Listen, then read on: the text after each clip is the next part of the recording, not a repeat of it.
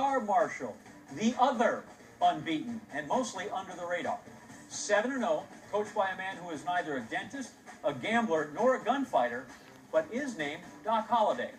Led by a QB, Rakeem Cato, who last week set a new NCAA mark by throwing a touchdown pass for the 39th straight game. A kid who could end up in New York as a Heisman finalist, a kid who could wind up in Chicago for the first round of the NFL draft. Both those places far from his hard-scrabble and heartbreaking childhood in Miami's Liberty City neighborhood. Gunshots, bullets, hammer lamps, police cars, on a consistent basis, night in, night out, drive-bys, anything can happen at any time. For every kid walks in Rakeem Cato's shoes in those inner cities, there's another 50 of them, unfortunately, that don't make it. He's a shining example for a lot of kids that think there's no hope. They are Marshall, a tradition born from tragedy. 4 times a 1AA national champion, pushed to the highest level in the late 90s by NFL quality talent.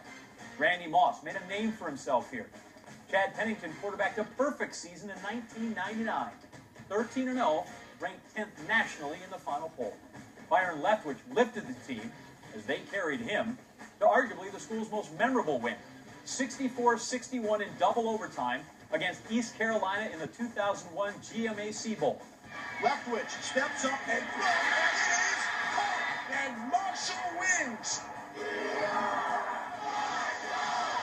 They are Marshall, and they are not going to taste the sugar or smell the roses of the inaugural college football playoff.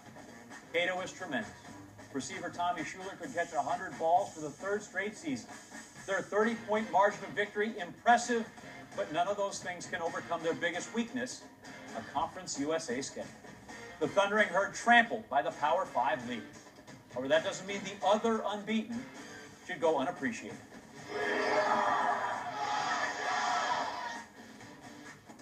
Gotta go all the way to Huntington, West Virginia, or down to number 23 in the polls to find Marshall. Of the 4 teams remaining without a loss, only the Thundering Herd have a better than 50-50 chance to finish the year perfect. The rest of Marshall's schedule, yeah, it's not the SEC West, ranks in the bottom 20% of the FBS.